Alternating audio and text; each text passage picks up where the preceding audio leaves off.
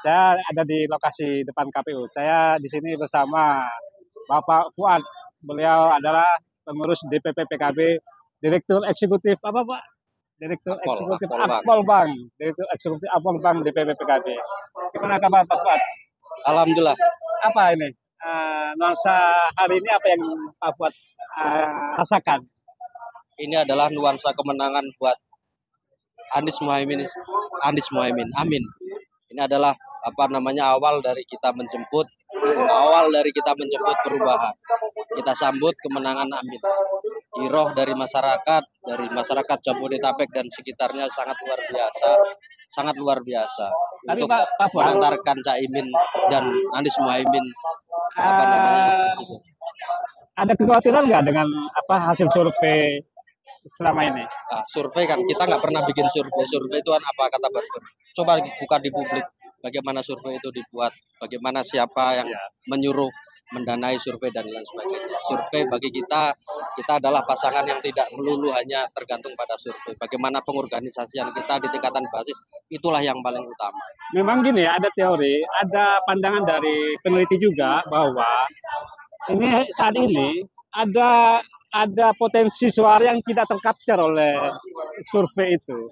Tidak tercapture itu bisa saja memang ada orang kita didatangin, dia akan menghindar itu atau sengaja tidak mengekspresikan pilihannya. Betul. Atau tim survei datang ke suatu titik, dia tidak mau, akhirnya dia pindah lagi, nggak mau pindah lagi, akhirnya ya ketemu yang memang cenderung yang agak terbuka, sehingga kecenderungannya harusnya titiknya di situ. Ketika dia pindah sampai 3 kali mencari responden, tentu datanya akan sedikit berbeda itu ya, mungkin gitu ya. Ya justru itulah maka kita selalu akan mempertanyakan bagaimana survei itu dibuat. Itu kan nggak pernah dibuka di publik. Proses seperti apa, kemudian siapa yang mendanai, itu kan harusnya dibuka di publik. Ketika itu tidak bisa dibuka di publik secara transparan, bagi kami pasangan Amin itu kita pakai. Tapi gini ya, saya lihat beberapa kasus Makassar, Malang, Sidoarjo itu, dan hari ini masa itu sangat ini ya. Itulah kita semua terkaget-kaget kan. Kita terkaget-kaget. Kita tidak pernah, kita selalu rendah di hasil survei. Semua hasil survei mengatakan rendah. Tapi faktanya di lapangan, mulai di Makassar, mulai di Sidoarjo, mulai di Malang, dan fakta hari ini kita terkaget-kaget. Apakah gelombang ini akan terus menggelinding?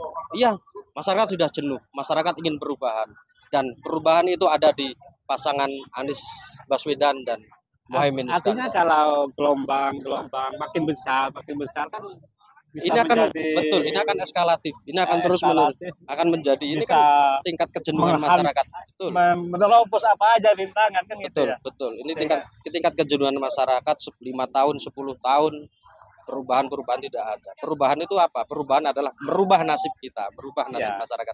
Jadi sekarang adalah koalisinya itu koalisi perubahan versus non perubahan gitu ya. Kira-kira begitu, oke. Jadi perubahan versus non perubahan. Betul, oke. Padahal itu perubahan itu kan ini sunatullah. Ada kalau belajar change management, tanya ke Renal Kasali, dia pasti setuju konsep perubahan itu. Betul. Karena perubahan itu perubahan itu. Innallaha la yuharrimu ma biqaumin hatta yuharrimu bi anfusihim. Tidak akan pernah berubah nasib satu kaum ketika kita tidak mencoba merubah dirinya sendiri. Makanya kita harus, itu adalah konsep kita. Kita merubah nasib kita. Harus menggabungkan diri menjadi kekuatan untuk mencapai perubahan itu, merubah nasib kita itu sehingga menjadi Indonesia yang lebih baik. Terima kasih. Terima kasih Pak Fuad. Salam. Amin untuk perubahan.